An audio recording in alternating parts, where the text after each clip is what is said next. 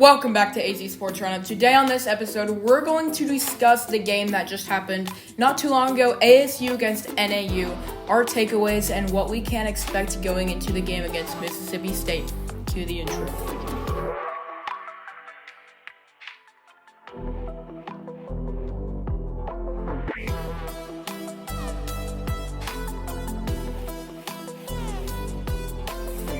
So ASU just beat NAU 38-19, and the game was never in question. We were never really worried that we were going to lose, but there was definitely a lot of negatives that was in this game, and that's kind of been the talk of the town.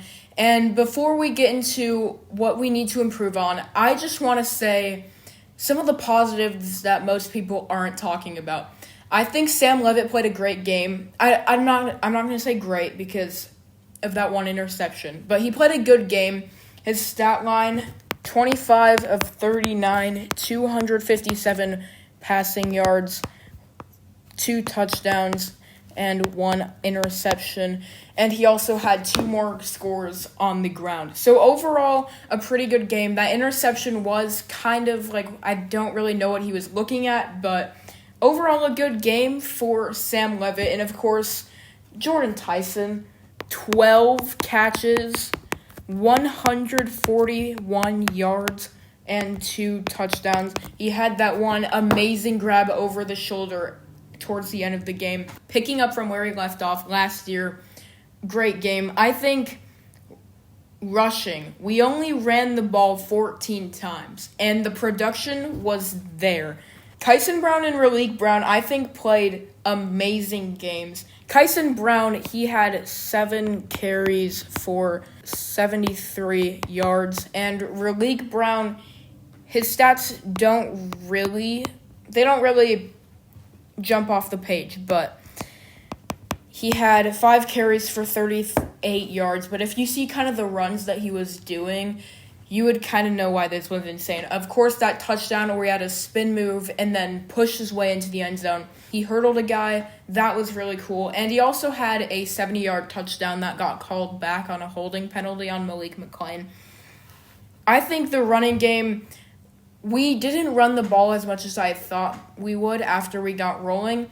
And honestly, I feel like that's a good thing because then teams won't be expecting us to run the ball. That Baylor game is what I'm looking for to be a Kyson Brown, Raleek Brown, and Sam Leavitt running masterclass. I just saw Jackson Arnold and Jeremiah Cobb and Damari Alston run all over them. I think that with even better players, in my opinion, we can do the same. So, overall, I think we could have given these 2 guys a heavier workload, but I'm kind of glad we didn't do that, just save some of the playbook for other teams. Most of the positives came on the offense. I think our linebackers, especially Jordan Crook, he had an amazing game. Our secondary, it was a bit iffy, but we had our moments. And our pass rush, we didn't really get to the quarterback as much as I would hope, but our run defense was locked down. They could not run the ball on us whatsoever. So, yeah, overall, it was a good game, but there were definitely some things that I think we can clean up. Starting with the 12 penalties, that is just unacceptable. The officiating was kind of bad in the third quarter, but ultimately we did have 12 penalties. We can't blame it all on the refs because there were a lot of false starts, personal fouls, stuff that we just have to clean up. And I'm glad that if this is a problem, it shows up early in week 1, not week 8 against Texas Tech or week 10 against Iowa State, nothing like that. Because I think that this is something we need to fix early. And I believe that Kenny Dillingham can do this. We haven't really seen penalties been inflicted that much since the Herm Edwards era. If we can just avoid that, that would be great. I think that it's something you can fix. It's not like they were not being coached well. I think it might have just been first game jitters.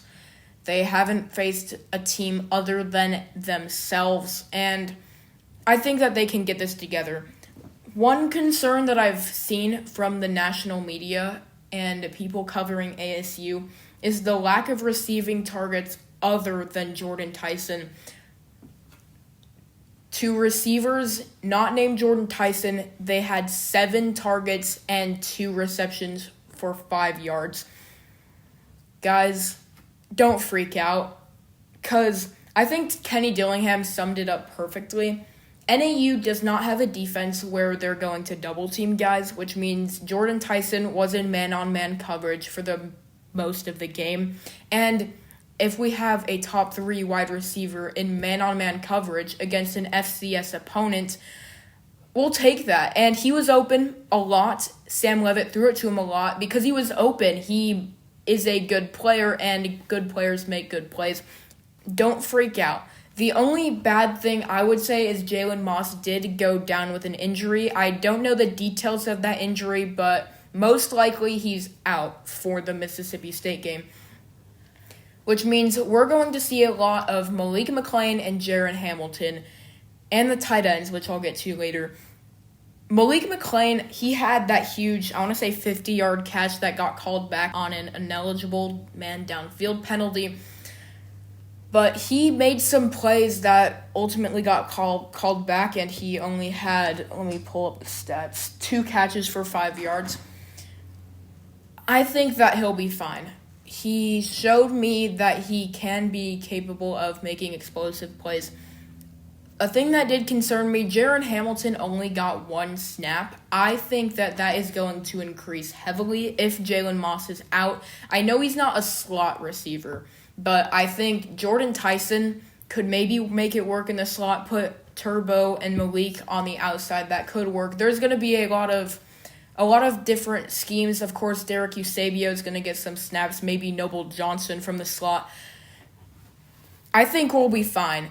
And I don't know how serious of an injury Jalen Moss had. Hopefully it's fine, but most people don't know the names of Malik McClain and Jaron Hamilton just because they haven't had the eye-catching stats. I don't think Jaron Hamilton played at all at Alabama. I don't think Malik McClain, he redshirted. He only had 2 catches all year.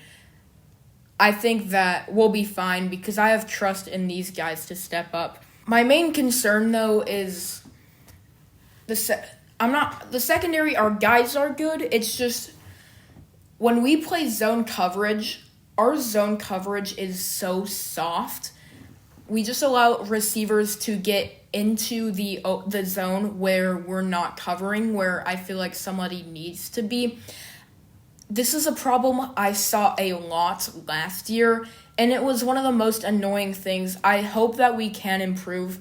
Ty Pennington, he had an amazing game. His receivers got open, and I think we might need to do a little bit more man coverage because I think we have 2 amazing man coverage corners in Keith Abney and Javon Robinson, whatever you want to call it. I think our zone coverage needs to improve, and I feel like this only happens whenever we have a comfortable lead. You think of fourth quarter versus Kansas State, second half versus BYU, even some of the Iowa State game even, and ultimately in the second half of this game when the game wasn't really in question. I think that we just need to go full strength every single snap, every single down. Don't allow these receivers to get open in our soft zone coverage. We just need to play with our hair on fire, and I believe that we can do that. Ghost Rouser, Alford, I think these are great safeties that are capable of doing this. We have the talent to do it. I just think we need to lock in every play, every snap. So just a little preview to the Mississippi State game. There's going to be an actual in-depth preview, probably 30-ish minutes long, where I talk about every position about them and us too. What they saw on Saturday was a Jordan Tyson masterclass, and they do not want that to happen to them. They're going to put 2, maybe 3 guys on Jordan Tyson and make somebody else beat us. And I was watching some college football shows about outsiders that aren't really close with the program, not fans of the program, and they were seriously concerned that they thought this could be an Arizona type game where you have Noah Fifita, Tedero McMillan, and literally nobody else. You're going to know Malik McClain and you're going to know Jaron Hamilton after this game. And let's look at what happened last year. Cam Scadaboo had an amazing game. He was our entire offense. That was one of Levitt's worst games of the season. Cam Scadaboo, that was one of his best. They just had 3 people in the box, and Cam Scadaboo let them know that, hey, this isn't a good strategy against me. So I don't know if they'll go with a 3-3-5 defense. I think they're going to mix it up between a 3-3-5 and a 4-2-5. They're going to throw us looks that we haven't really seen yet, and that is something that we struggled with versus NAU. They gave us looks that we weren't ready for, especially on the defensive and offensive lines.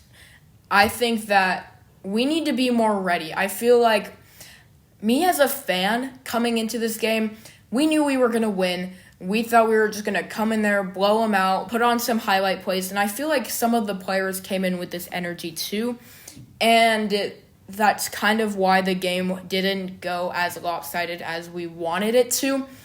I think that changes this week. Kenny Dillingham, he's going to get these players fired up. I have no question. The penalties, I expect them to clean it up. And if we have another 10, 12 penalty game like we did last week, legs on throughout the season, we have a problem. Right now, I'm not going to jump the gun and say we have a penalty problem because we don't. That was one game under Kenny Dillingham where we were undisciplined. I think that can change. So ultimately, I do think ASU can win this game.